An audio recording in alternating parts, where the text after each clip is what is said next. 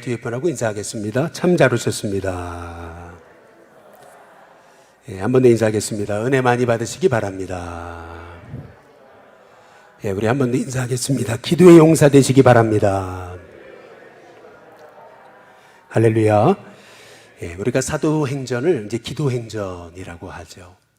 사도행전을 기도행전이라고 말하는 이유는 사도행전은 사도들이 쓴 행전이 아니고 사도들이 살아계신 하나님께 기도함을 통해서 하나님이 이루신 기도의 행전이기 때문에 사도행전은 곧 기도행전이다라고 이렇게 이제 말하기도 하는 것입니다.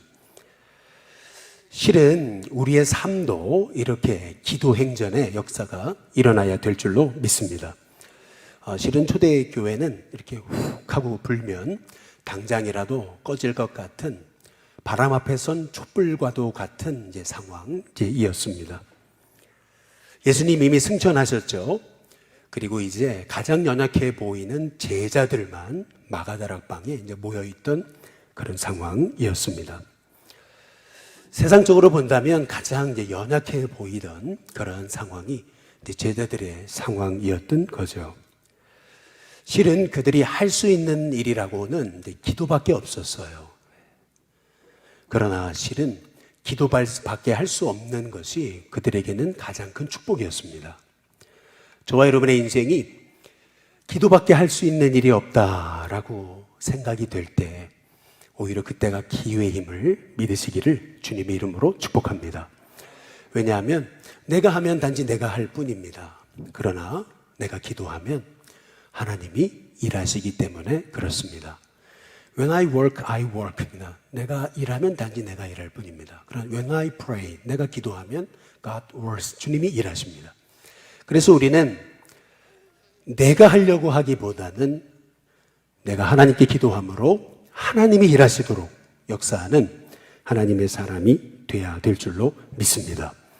오늘 말씀이 실은 제자들이 할 수 있는 일이라고는 기도밖에 없었어요. 그래서 기도밖에 그들이 한 것이 없거든요.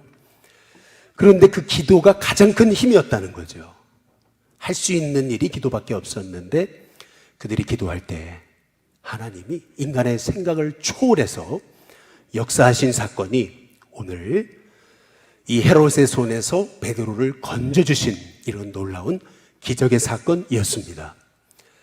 우리가 할 수 있는 일이 아무것도 없을 때 그때가 바로 기도해야 될 때임을 믿습니다. 기도한다면 저와 여러분도 이러한 기적의 주인공 또 기적의 역사를 보게 될 줄로 믿습니다. 오늘 말씀은 초대교회가 최대의 위기 상황을 만났는데 그 최대의 위기 상황이 최고의 승리로 바뀌어진 엄청난 하나님이 살아계신 증거를 나타내 보이는 능력의 사건을 보여주시는 말씀입니다. 오늘 말씀의 주인공은 이제 헤롯이죠. 사도행전 12장 1절에 보니까 그때 헤롯 왕이 손을 들어 교회 중에서 몇 사람을 해하려 했다라고 이렇게 말씀하고 있는데요. 여기서 말하는 헤롯은 헤롯 아그리빠입니다. 헤롯 아그리빠는 헤롯 대왕의 손자가 되는 것이죠. 원래 이 헤롯 가문은 하나의 아킬레스건이 있었습니다. 유다인들이 가장 적대시하는 이두메의 피를 가진 자가 이 헤롯 가문이었습니다. 따라서 이 헤롯 가문은 언제나 이 유다 사람들에게 잘 보이고 또 그들의 환심을 살려고 애쓴 그러한 종족임을 이제 알 수가 이제 있습니다. 이 헤롯 아그리빠는 예수님의 12제자 중 한 사람, 바로 요한의 형제 야고보를 칼로 죽입니다. 그랬더니 유다 백성들이 너무 좋아하죠. 그들이 이 헤롯 아그리빠를 향해서 엄청나게 환호하는 것을 보게 된 겁니다. 야, 내가 잘한 일이구나. 이 헤롯 아그리빠는 이 유다 백성들이 그렇게 좋아하는 그 환호하는 모습을 보고서 베드로도 죽이고자 그를 감옥에 가두었던 것입니다. 마침 그때가 무교절, 유월절 이제 기간이었던 거죠.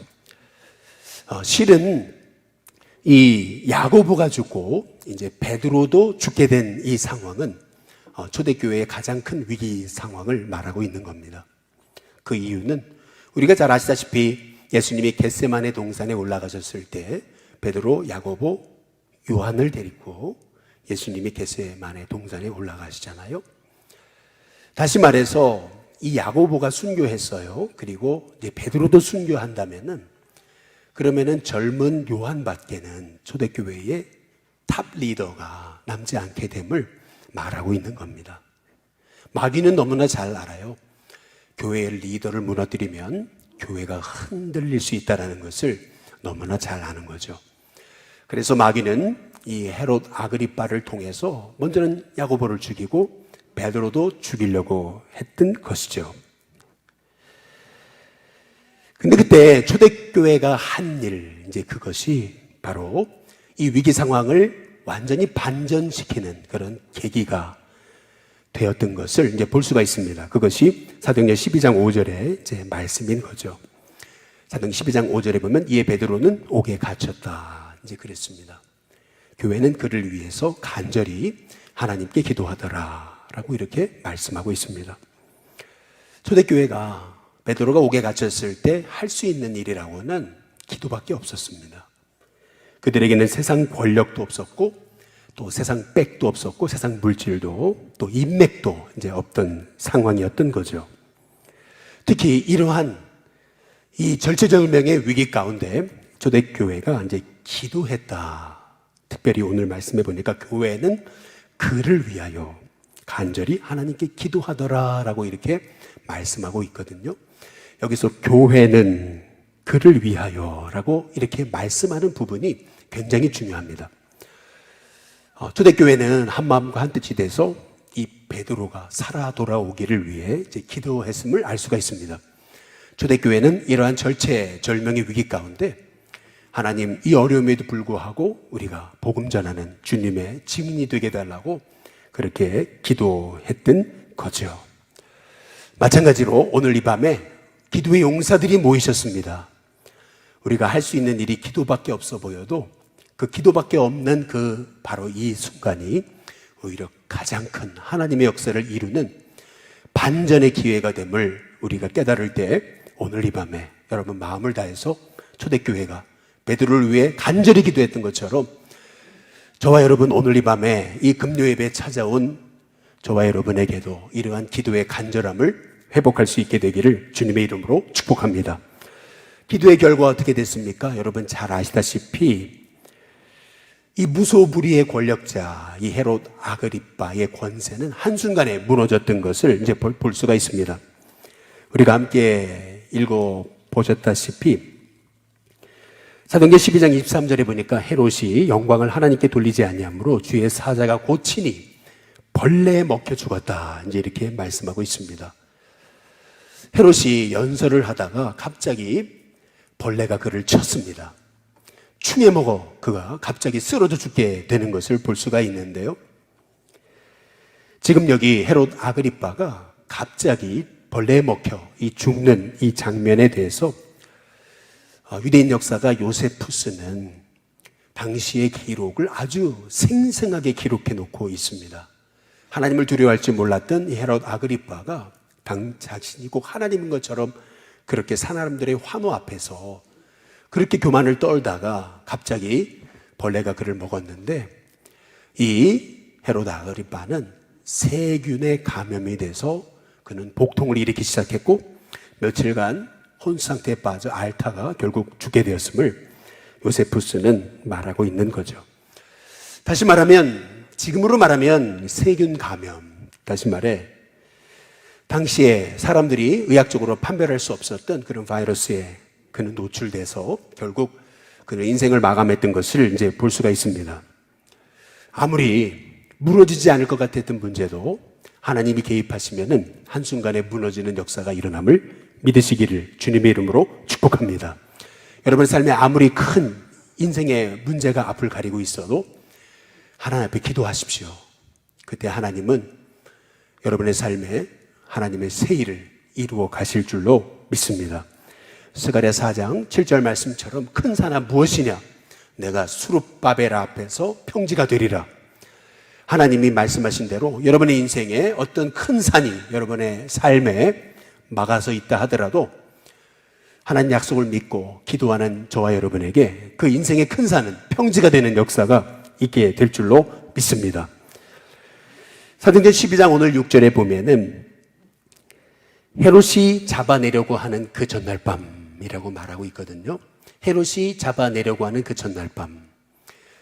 왜 헤롯이 잡아내려고 하는 그 전날 밤을 강조하고 있을까요? 당시에 안식일에는 죄 예수를 죽일 수가 없었습니다. 그렇다면 헤롯이 이 베드로를 잡아내려고 하는 그 전날 밤이다 라고 말하는 것은 뭘 의미하는 겁니까? 다시 말하면은 헤롯이 잡아내려고 하는 그 전날 밤이라는 얘기는 안식일 밤이었던 것을 알 수가 있습니다. 다시 말해 안식일 밤에 하나님은 베드로를 옥에서 꺼내시는 것을 볼 수가 있는 거거든요.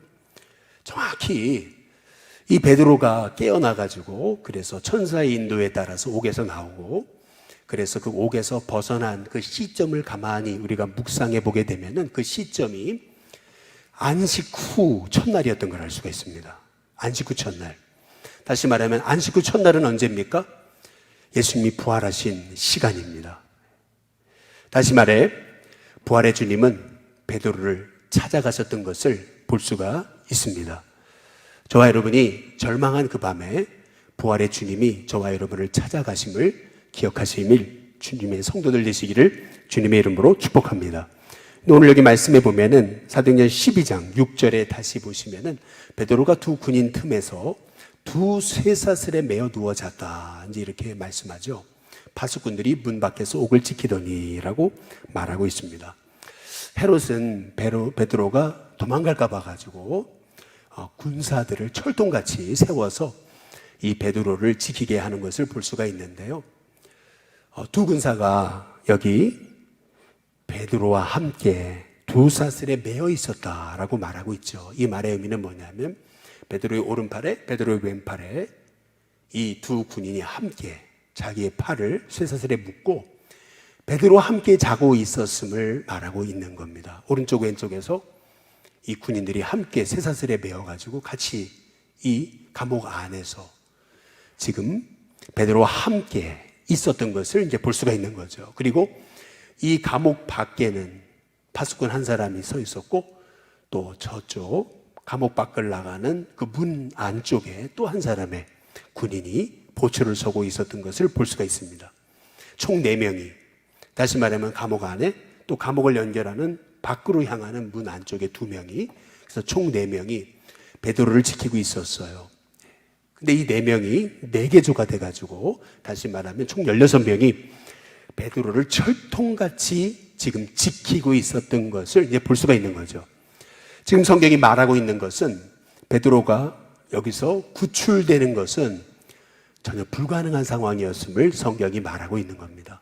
1%라도 이 베드로가 살아서 돌아오리라고는 아무도 상상할 수 없는 상황이 이제 지금 상황이었음을 이제 성경이 말하고 있는 거죠.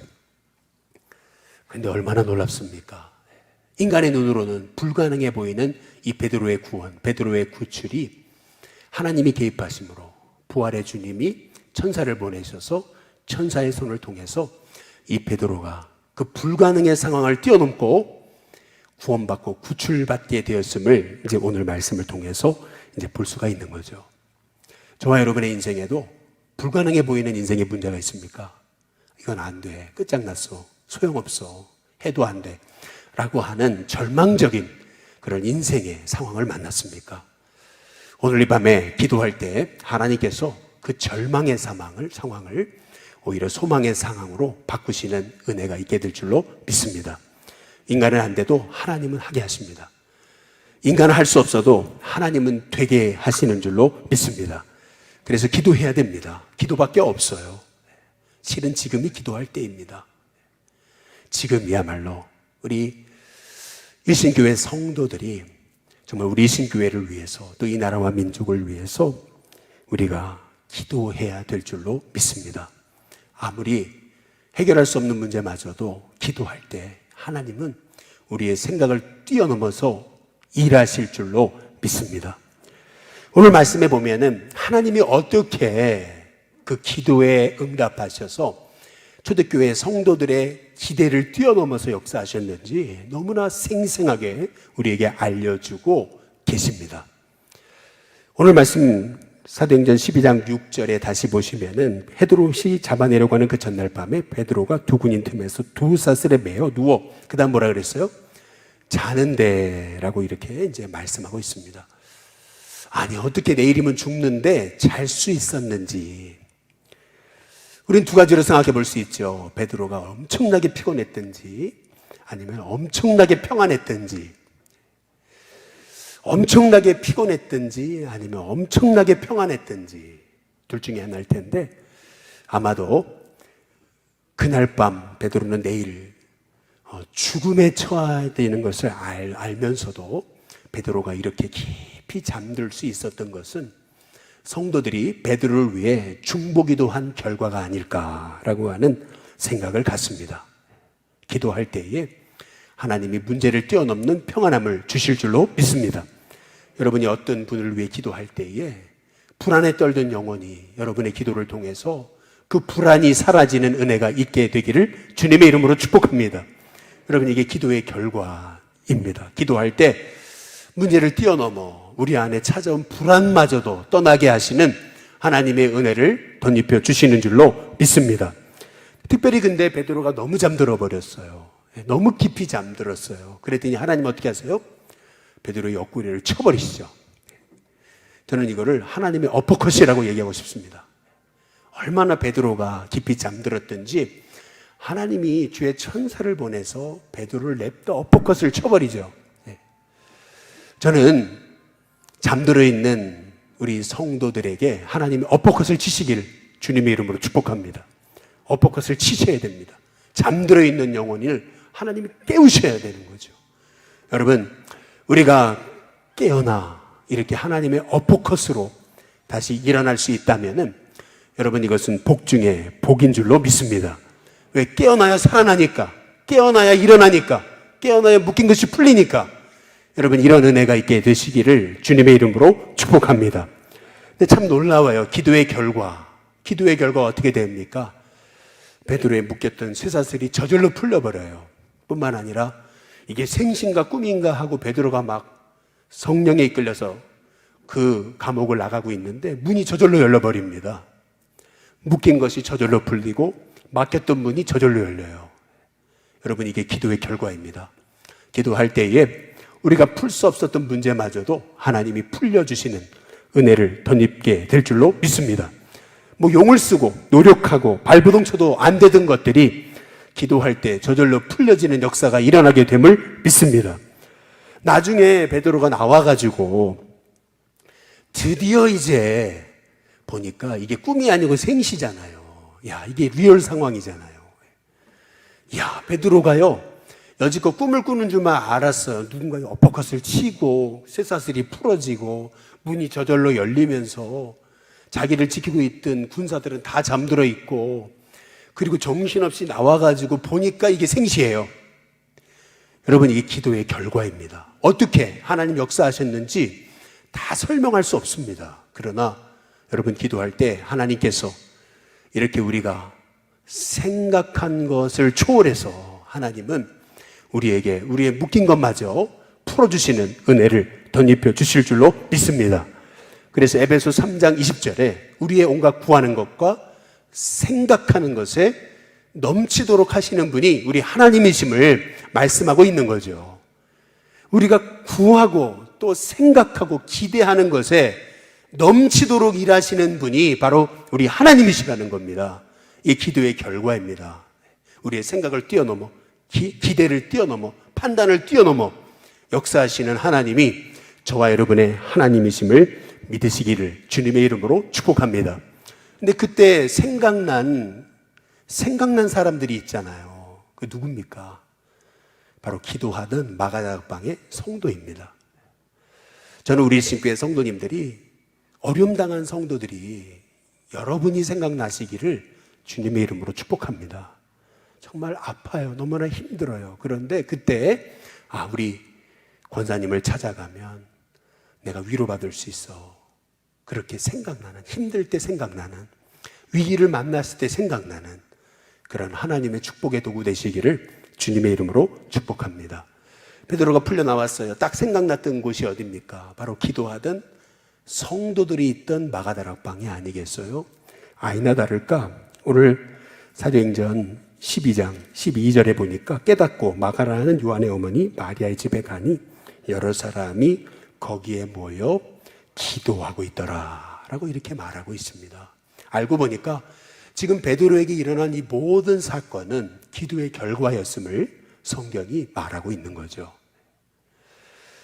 갑작스럽게 잠들어 있던 베드로를 천사가 찾아와서 옆구리를 쳐 깨우고 하나님이 어퍼컷을 치셔가지고 베드로를 깨우시고 그리고 그에 묶여있던 쇠사슬이 다 풀리면서 그가 나가려고 해도 열쇠로 다 잠궈놓은 문이 저절로 열려줘야 되는데 누가 열어줘야 되는데 하나님이 다 저절로 열어버리시잖아요. 오토매틱 도어입니다. 그냥 가기만 해도 벌써 센서가 있어가지고 툭툭 열렸던 거죠.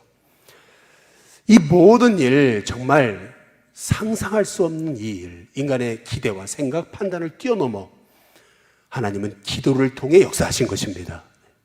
저와 여러분의 기도가 그런 능력이 있음을 믿으시기를 주님의 이름으로 축복합니다.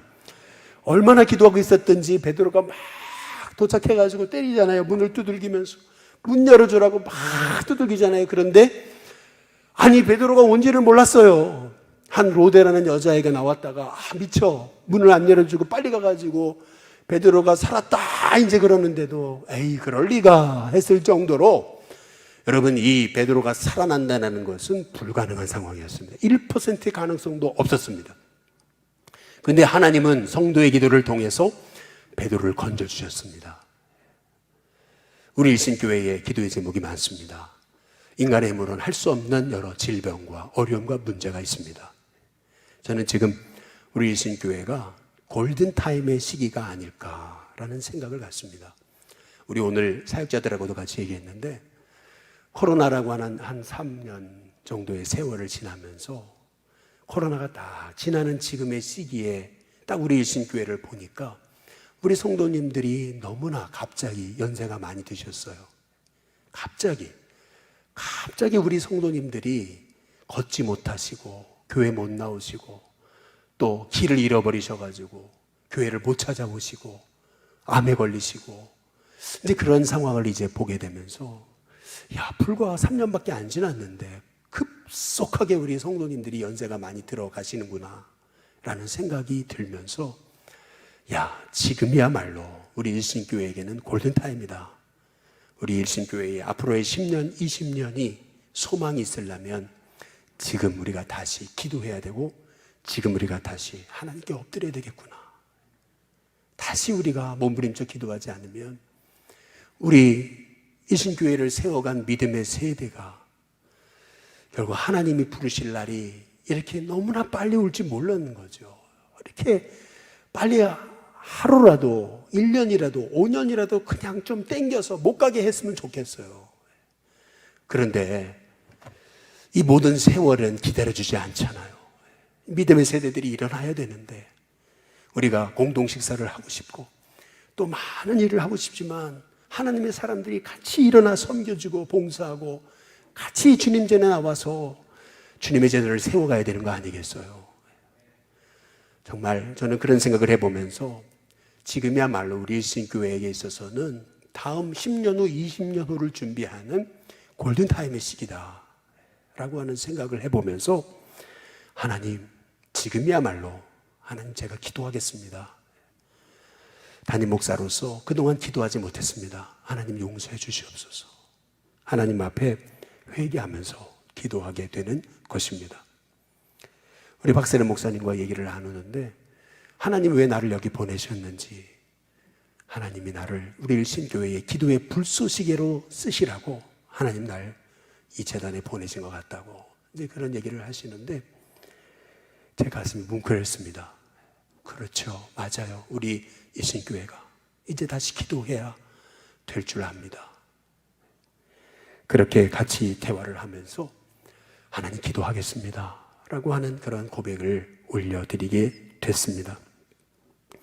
여러분 기도하지 않으면 우리가 세상을 이길 힘이 없습니다. 우리가 기도하지 않고 한눈 팔던 사이에 우리 자녀들은 다 세상에 빼앗깁니다. 돈이 우리 가정을 세우는 거 아니고 세상이 우리 자녀를 책임지지 않습니다. 우리 자녀를 책임지시는 분은 우리 하나님이신 줄로 믿습니다. 그래서 우리는 기도해야 될 줄 압니다. 기도해야 됩니다. 엎드려 기도해야 돼요. 어찌 본다면은 지금 초대교회가 만난 이 위기 상황, 이 절체절명의 위기 상황, 그런데 이 위기 상황 속에서 베드로는 옥에 갇혔고, 그러나 교회는 그를 위하여 하나님 앞에 간절히 기도하더라.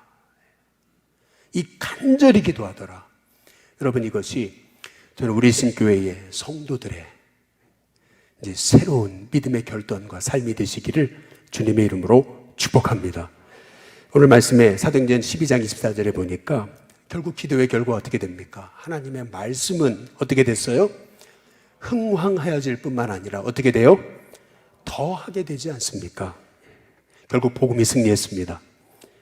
가장 연약해 보이던 그 성도들이 헤롯을 무너뜨렸습니다. 이런 하나님의 역사가 우리 일신교회에 일어나게 되는 은총이 있게 되기를 주님의 이름으로 축복합니다. 제가 여러분께 세 개의 그림을 보여드리면서 오늘 말씀을 정리할까 합니다. 먼저는 여러분이 잘 아시는 장 프랑스와 밀레의 이삭 줍는 여인이라고 하는 그림입니다. 여러분 잘 아시죠? 밀레라고 하는 사람은 아주 가난한 마을에서 태어났습니다. 그리고 그는 자살까지 시도했던 사람이었습니다. 그러나 그럼에도 불구하고 다시 그림을 보여주시면은 이 이삭 줍는 여인들을 통해서 하나님은 부자만 먹이시는 게 아니고 가난한 자도 이렇게 이삭을 먹게끔 하시는 분이다 라는, 그런 하나님은 우리를 돌보신다 라는 믿음의 고백으로 이 이삭 줍는 여인들, 이러한 참 아름다운 그림을 그려냈습니다. 그런데 다시 그림을 보여주시면은 이 그림 뒤에를 잘 한번 보시면은 엄청난 곡식단이 쌓여져 있습니다. 그리고 부자가 끌고 갈 만한 수레가 있어요. 이것을 보면서 믿음이 없는 사회주의자들은 이 밀레의 이삭 줍는 여인들의 그림을 어떻게 해석을 했냐면, 이 그림은 지주들이 이렇게 가난한 자를 착취하는 것을 고발하는 그림이다, 이렇게 이 그림을 해석하기 시작했던 것입니다. 결국에는 이 사회의 부조리, 빈익빈 부익부의 현상을 해소시킬 수 있는 길은 저 부자들을 끌어내리는 혁명밖에 없다라고 지금 밀레는 이 세상 사람들에게 가르치기 위해 그림을 그렸다고 해석을 해낸 겁니다. 여러분 잘 보십시오.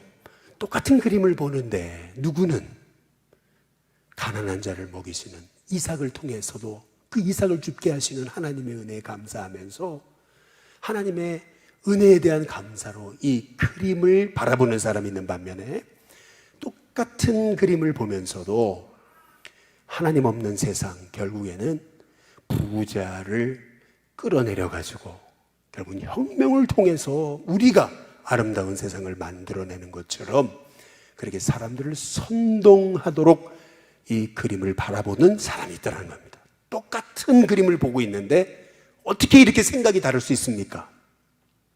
또 하나의 그림을 보여드리겠습니다. 이 프랑스와의 밀레의 이 그림, 또 하나의 그림입니다. 만종이라는, 여러분 잘 아시는 그림이죠. 이 그림도 밀레가 여러분 잘 아시다시피, 보시다시피 그냥 끝이 보이지 않는 이 광활한 대지 위에 가난한 두 부부가 노동을 마치고 하나님 앞에 감사하고 있는 그림입니다. 그림 뒤를 잘 보시면은 교회가 있습니다. 교회에서 울려 퍼지는 종을 들으면서 이 두 부부는 가난해도 하나님의 은혜로 우리가 살고 있음을 감사하면서 일을 마치고 하나님 앞에 감사하는 모습을 그린 것이 아닐까요? 그런데 또 이 그림마저도 또 다른 시각이 있습니다. 여기 두 부부 사이에 밑에 보면은 바구니 하나가 있죠. 이 바구니를 엑스레이로 정밀하게 분석해 보면은 이 바구니는 실은 아기의 무덤이라는 겁니다. 그리고 이 남자 옆에 꽂힌 쇠고랑, 이 꽂힌 쇠고랑은 소위 그 음란을 나타내는 그러한 쇠고랑이라는 거죠. 그래서 이 두 부분은 지금 이 어려움 가운데도 이렇게 하나님이 일을 마치게 하시고 감사하신 하나님의 은혜에 감사하고 있는 것이 아니고, 왜 우리에게 주신 이 자녀를 빼앗아 가시냐고 하나님 앞에 절규하며 원망하는 그런 그림이라고 그렇게 설명하는 것입니다. 그 대표적인 이 만종이라고 하는 그림을 재해석한 그러한 인물이 있죠. 살바도르 달리라고 하는 사람입니다. 똑같은 그림을 보는데 한 사람은 하나님 은혜에 어려워도, 교회 종소리를 들으면서 하나님 앞에 감사하고 어려워도 지금까지 지키시고 인도하신 하나님의 은혜에 감사하는 반면에, 똑같은 그림을 보는데 그 가운데 있는 바구니는 아이의 무덤이고, 그리고 꽂혀진 쇠고랑은 사람들에게 끊임없이 올라오는 욕망의 그 모습이라고 그렇게 평가하는 이유가 뭐겠습니까? 이것은 우리에게 아주 중요한 교훈을 알려주고 있는 것입니다. 지금 우리는 똑같이 코로나 이후 시기를 이제 겪기 시작했습니다. 복음을 아는 사람, 복음을 모르는 사람, 똑같은 시기를 살고 있고 똑같은 환경을 보고 있지만은 그들의 반응은 다릅니다. 복음을 모르는 사람들은 지금이야말로 우리가 즐기고 마시고 우리가 쾌락을 누릴 수 있는 때라고 생각합니다. 지금이야말로 그동안 못 누린 그 세상의 쾌락을 마음껏 즐겨야 된다고 생각하는 것이 복음을 모르는 사람들의 생각입니다. 그러나 반면 복음을 아는 사람들은 지금이야말로 기도해야 될 때임을 알게 되는 거죠. 무너진 교회 예배, 무너진 교회 학교, 무너진 다음 세대를 바라보면서 지금이야말로 우리가 엎드려 기도해야 될 때임을 안타까워하면서 가슴 치며 기도하는 사람이 복음을 아는 사람이죠. 지금이야말로 얼마나 교회들이 무너졌습니까? 오늘 그 은혜 교회 우리 김선민 목사님의 기도의 제목을 제가 보게 되면서 수요 예배, 금요 예배, 새벽 예배 다 못 드리셨구나. 수요, 금요, 새벽 예배 회복하게 해달라고. 이 기도가 뭡니까? 다 무너졌다는 거 아니겠어요? 지금이야말로 우리는 기도해야 될 때가 아닌가. 지금이야말로 우리가 정말 이 무너진 성도의 예배, 우리의 그 복음을 향한 열정, 다음 세대 아이들이 잃어버린 그 하나님의 이름, 예수님의 이름, 그 이름이 다시 회복되도록 지금이야말로 우리가 기도해야 될 때가 아니냐는 거죠.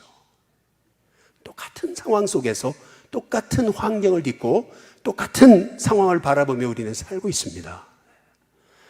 세상 복음을 모르는 사람들은 지금이야말로 나가서 놀고, 지금이야말로 세상에서 못 누린 그 부어라 마시라를 해야 될 때일지 모르지만, 복음을 아는 사람은 지금이야말로 우리가 기도해야 될 때임을 깨닫고 하나님 앞에 엎드려 기도하게 될 것입니다. 여러분, 어떤 류의 성도이십니까? 복음을 아시는 분입니까? 복음을 모르시는 분입니까? 복음을 안다면 기도하지 않을 수 없습니다. 복음을 안다면 애통하지 않을 수가 없어요. 저는 우리 신교회 성도님들이 이제 우리가 만난 인생의 문제라는 것이 베드로가 옥에 갇힌 정말 초대교회 성도들이 할 수 있는 일이 아무것도 없는 것 같은 그런 상황이지만 아니잖아요. 기도할 수 있잖아요. 기도할 수밖에 없는 이 상황이 오히려 가장 위대한 하나님의 역사를 이룰 수 있는 상황입니다. 지금이야말로 교회가 합심하여서 간절히 이 시대를 향하여 기도해야 될 때가 아니냐는 거죠. 기도밖에 없습니다. 이제 우리가 다시 엎드려서 기도하기 시작하고, 기도할 때 하나님께서 그 초대교회의 기도를 들으시사 생각지 못한 하나님의 역사로 묶인 것들이 풀려지고 문이 열려지고 헤롯의 권세는 무너지고 복음은 흥왕하게 되고 더 하나님의 역사가 일어난 것처럼 그런 하나님의 일들이 일어나기 위해 기도하는 저와 여러분이 되시길 주님의 이름으로 축복합니다. 기도하겠습니다. 주